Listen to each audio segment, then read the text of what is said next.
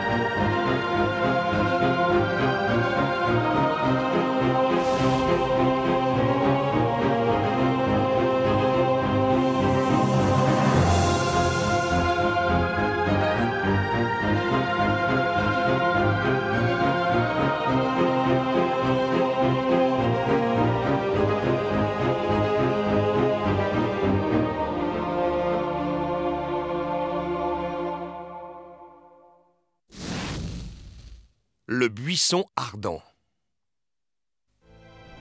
Moïse perdit les faveurs du pharaon parce qu'il avait tué un soldat égyptien qui frappait sans raison un vieil esclave hébreu. Moïse comprit que sa vie était menacée et il s'enfuit dans le désert.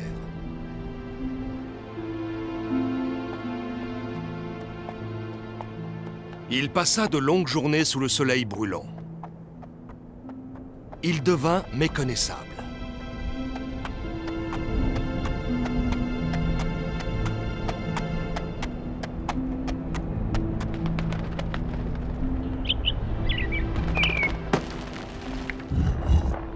Il découvrit un puits et souleva le rocher qui le recouvrait. Il se rafraîchit, but et emplit sa gourde.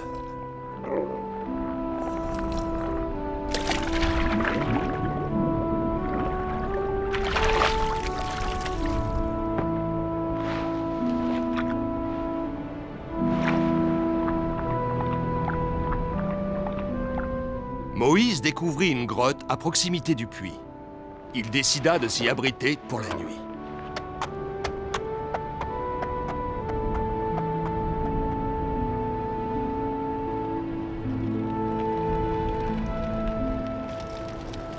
Il alluma un feu et s'endormit paisiblement.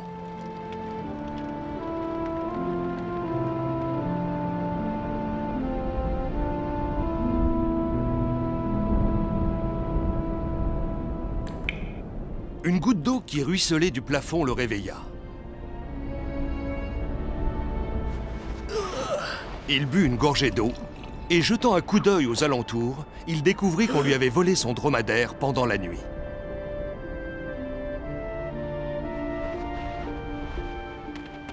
Désespéré par la disparition de l'animal, il l'appela en vain. Il dut se résoudre à continuer à pied.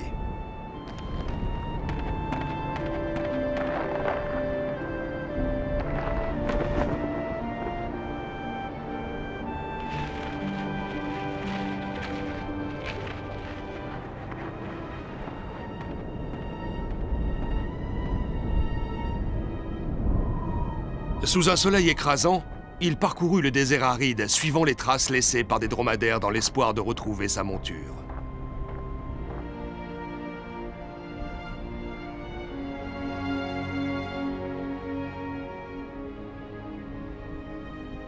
Malheureusement, les espoirs de Moïse s'évanouirent quand il eut rejoint une caravane et qu'il s'aperçut que son dromadaire n'en faisait pas partie.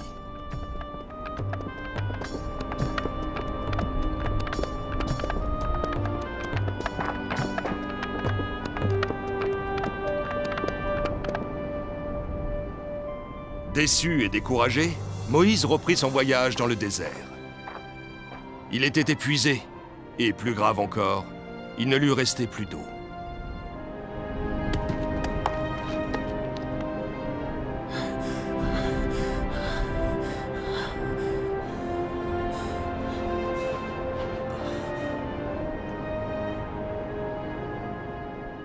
Il se laissa tomber et enfouit son visage dans le sable, persuadé que sa dernière heure était venue. Mais son désir de vivre était le plus fort. Armé de sa seule volonté, Moïse reprit son voyage solitaire. Soudain, il aperçut une vallée. Une tente y était plantée et 4 dromadaires étaient couchés dans le sable. 3 hommes bavardaient, accroupis autour du feu.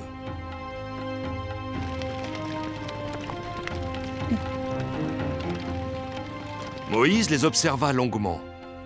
Et après avoir bu à sa gourde, il décida de les attaquer.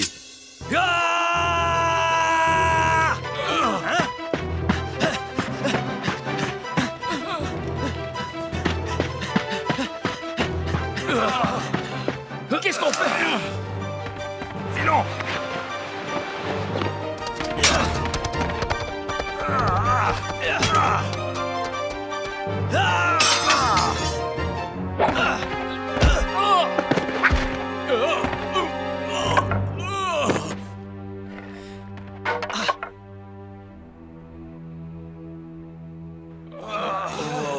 Filons vite d'ici! Hey, ne traînons pas!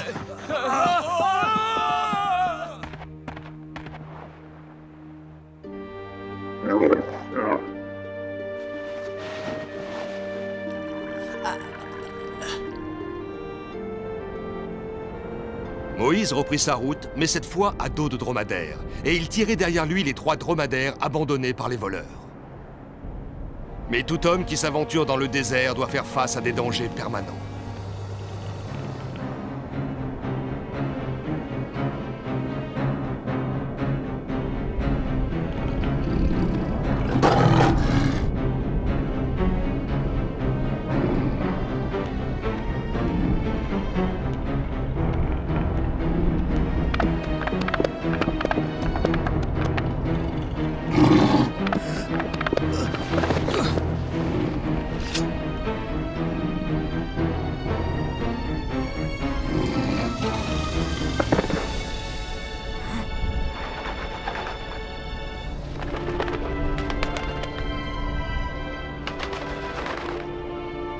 Le voyage de Moïse se poursuivit sans encombre. Il finit par atteindre le bord de la mer. Pendant des jours, il longea le rivage.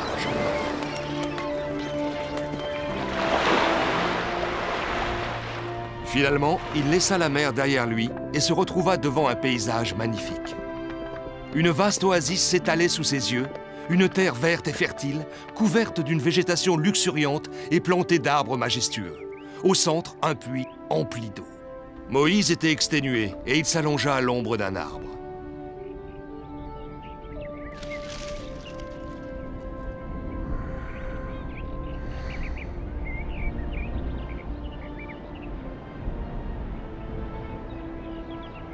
Regardez, vous avez déjà vu cet homme? Non. Il est joli garçon. Ça doit être un guerrier. Vous avez vu? Il dort aussi paisiblement qu'un bébé. Allons-y.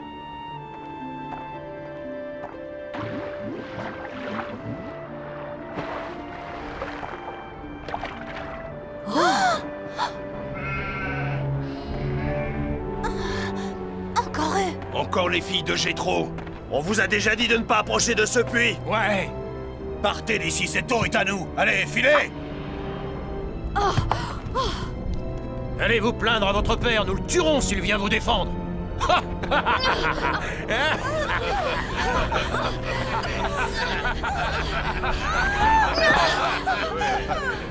Tu t'imagines peut-être que nous ne savons pas nous défendre toutes seules? Lâche-moi, tu me fais mal. Attention, il a une épée. Ne restons pas là, on n'a aucune chance. Filez, bande de brutes, avant que je vous découpe en rondelles. Et ne revenez plus jamais par ici.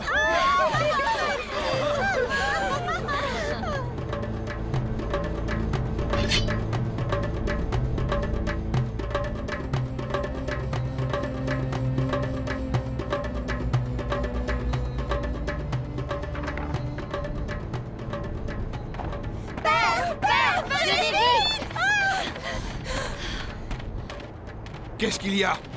Qu'est-ce qui se passe? Pourquoi revenez-vous les mains vides? Vous deviez rapporter de l'eau. Pendant que nous remplissions les amphores, les bergers sont arrivés. Ils nous ont menacés de mort si nous tirions de l'eau de ce puits. Et toi aussi, père. Mais un guerrier nous a sauvés. Un guerrier? Qui ça? Je ne sais pas. Il portait une tunique de lin brodé d'or. Il était grand avec une barbe en C'est pointe. un soldat égyptien, comme la prophétie l'avait annoncé. Lui, le guerrier égyptien de la prophétie? Mais pourquoi ne l'avez-vous pas amené ici? On a eu peur. S'il vous a défendu, il faut que je lui offre une récompense. Oui, il nous a défendus, mes sœurs et moi. Alors allez le chercher tout de suite et amenez-le sous ma tente.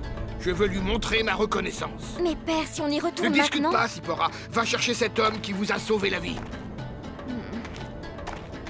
Préparez un festin. Je veux que cet homme soit accueilli comme il le mérite.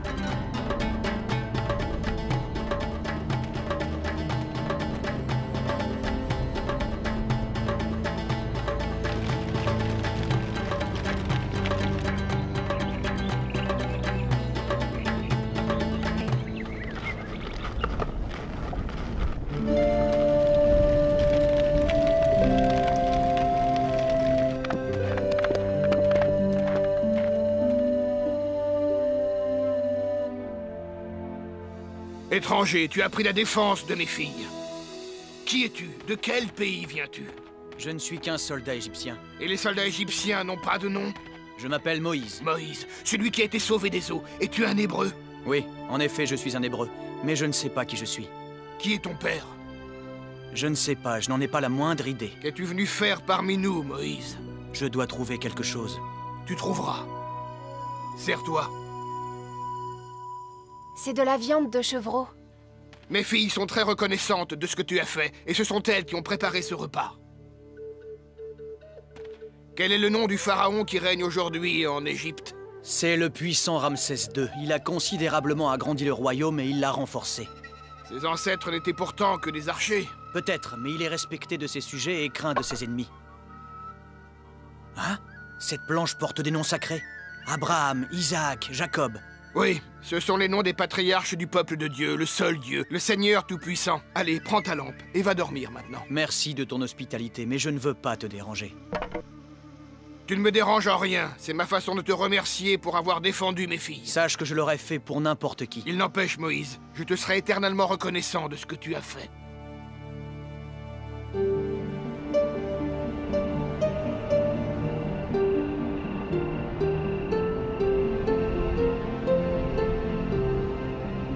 Tu verras, tu ne regretteras pas de t'installer parmi nous.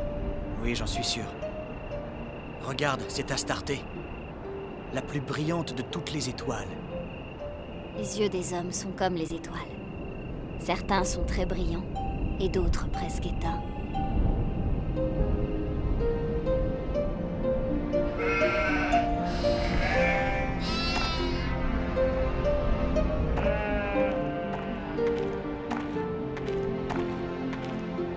Fais attention, c'est chaud.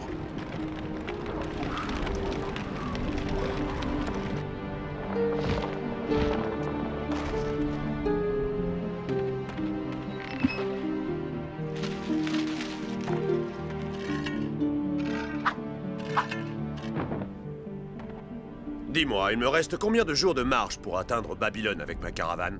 Une vingtaine de jours au moins. D'où venez-vous? Nous venons du pays de Pharaon, le pays le plus riche du monde. Ah, Ramsès II, tu l'as rencontré? Non, et je n'en ai aucune envie. On dit qu'il est tellement couvert d'or que celui qui le voit devient aveugle. Quelle bêtise. Ce n'est pas vrai, je l'ai moi-même souvent vu. Toi, tu l'as vu? Comment est-ce possible? Que transportes-tu? Des bagues, des broches, des bijoux, tu veux les voir? Il y a beaucoup de jolies femmes à Babylone, je ferai un joli bénéfice. Combien demandes-tu pour ça? Un agneau. D'accord.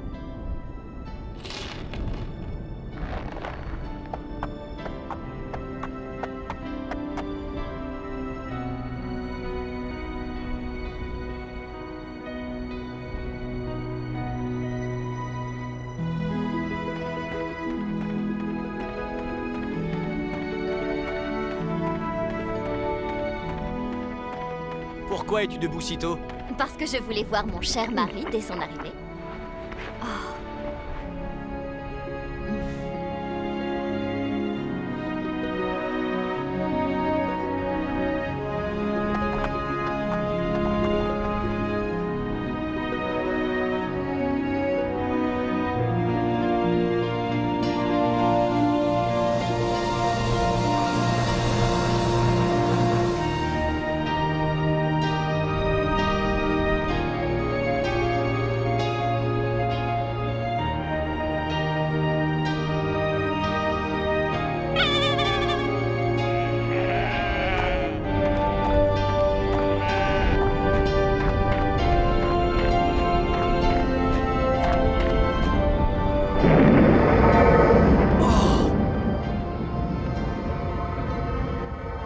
Le buisson d'épines ne se consume-t-il pas? Moïse! Moïse! Me voici. N'approche pas. Retire tes sandales, car le lieu où tu te tiens est une terre sainte. Je suis le Dieu de tes pères, le Dieu d'Abraham, le Dieu d'Isaac, le Dieu de Jacob. J'ai vu la misère de mon peuple qui est en Égypte. J'ai entendu son cri devant ses oppresseurs, et je connais ses angoisses. Je veux le délivrer des Égyptiens et l'amener vers une terre plantureuse et vaste qui ruisselle de lait et de miel. C'est pourquoi je te demande d'aller maintenant auprès de Pharaon. Fais sortir d'Égypte mon peuple, les enfants d'Israël. Mais enfin, Seigneur, qui suis-je pour aller trouver Pharaon et lui ordonner de laisser les enfants d'Israël quitter la terre d'Égypte? Moïse, je serai avec toi, et voici le signe qui te montrera que c'est moi qui t'ai envoyé. Et quand tu auras fait sortir le peuple d'Égypte, vous honorerez Dieu sur cette montagne. J'irai trouver les enfants d'Israël, mais s'ils me demandent le nom de celui qui m'envoie, que devrais-je leur dire? Je suis celui qui est. Tu es mon Seigneur et mon Dieu, et je t'obéirai. Mais qu'arrivera-t-il quand je serai face aux enfants d'Israël, et que je leur dirai ce que tu viens de m'ordonner, et que ton nom est « Je suis celui qui est » ? Dis aux anciens d'Israël que tu les conduiras hors d'Égypte. Va voir le roi d'Égypte avec eux, et dis-lui, le Dieu des Hébreux nous est apparu. Permets-nous d'aller dans le désert pour sacrifier à notre Dieu. Le roi d'Égypte refusera. Alors j'étendrai la main et je frapperai l'Égypte par des prodiges de toutes sortes. Après quoi il vous laissera partir. Oh Seigneur! Les anciens d'Israël me croiront-ils? Non, ils ne me croiront pas. Ils me diront, Moïse, non, Yahvé ne t'est pas apparu. Tu es un menteur. Tu mens, et nous ne te croyons pas. Je t'en supplie, Seigneur, ne m'envoie pas auprès des anciens, car ils ne me croiront pas. Je suis ton Dieu, le Dieu de tes pères, le Dieu d'Abraham, le Dieu d'Isaac, le Dieu de Jacob, et tu oses mettre ma parole en doute? Non, Seigneur Tout-Puissant, jamais je ne mettrai en doute tes paroles. Que tiens-tu à la main, Moïse? Un bâton de berger? Jette-le par terre. Calme, Moïse. Avance la main et prends-le par la queue. Tu accompliras ce prodige devant les Israélites afin qu'ils croient que Yahvé, le Dieu de leur père, le Dieu d'Abraham, le Dieu d'Isaac, le Dieu de Jacob, est apparu devant toi. Mets ta main sur ta poitrine.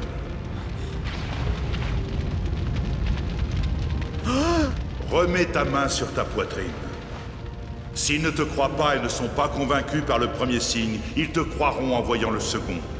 Et s'ils ne te croient pas, même en voyant ces deux signes, et qu'ils n'écoutent pas ta voix, tu prendras de l'eau du fleuve et tu la répandras sur la terre sèche et elle se transformera en sang. Excuse-moi, Seigneur, je ne suis pas doué pour la parole, je ne l'ai jamais été, même depuis que tu adresses la parole à ton serviteur, car ma bouche et ma langue sont pesantes. Moïse, qui a doté l'homme d'une bouche? Qui rend muet ou sourd, clairvoyant ou aveugle? N'est-ce pas moi, Yahvé?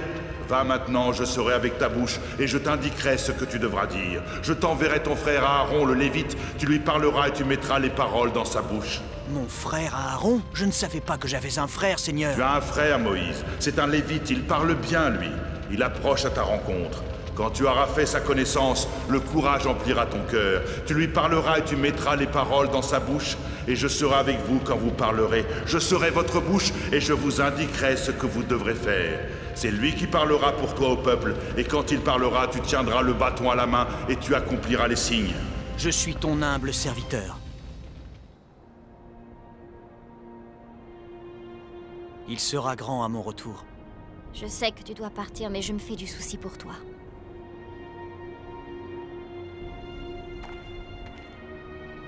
Va, pars pour l'Égypte, Moïse, sans te retourner, et va parler à tes frères. Obéis toujours au Seigneur. Et Moïse repartit vers le pays d'Égypte, laissant derrière lui sa femme et son fils. Mais il emporta avec lui le bâton que Dieu lui avait donné, afin d'exécuter devant le Pharaon les prodiges que le Seigneur lui avait enseignés.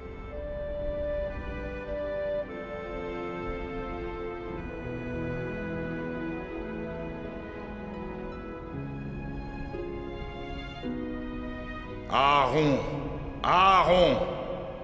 Je t'écoute, Seigneur, que dois-je faire? Va à la rencontre de Moïse dans le désert. Moïse, celui qui fut sauvé des eaux, Seigneur? Oui, Moïse, ton frère. Et où trouverai-je mon frère Moïse, Seigneur? Sur la montagne de Dieu. Tu veux dire le mont Horeb, Seigneur? Et Aaron partit pour le mont Horeb à la rencontre de son frère.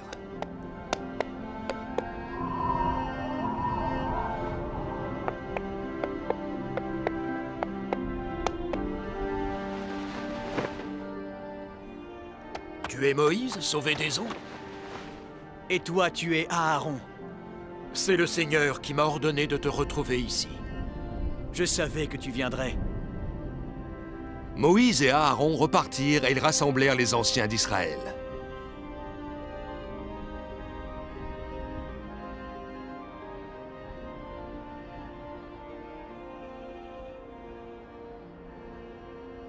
Je suis venu vous annoncer la volonté de Dieu.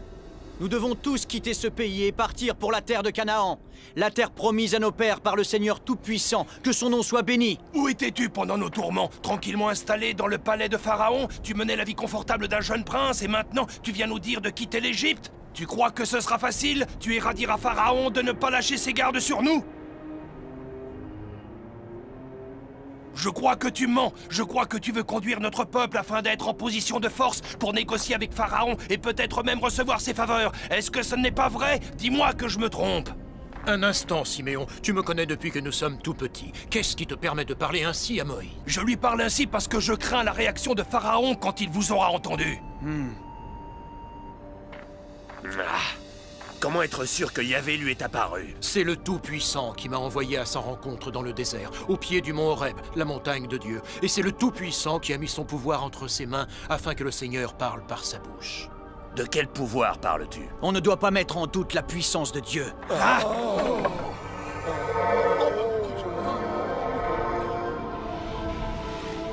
Vous avez vu? Seul Yahvé est capable de tels prodiges. Tu n'es peut-être rien d'autre qu'un magicien.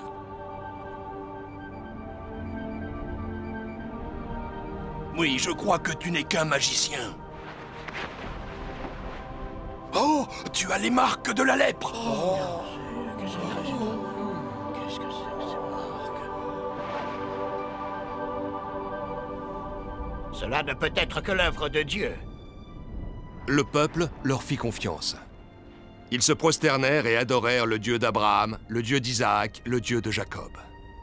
Ils se réjouirent à la pensée que Yahvé avait visité les enfants d'Israël et qu'il avait vu leur misère.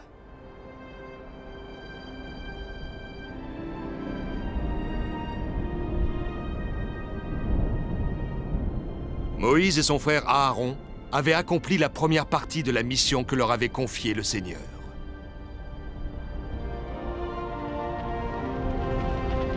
Je suis celui qui est.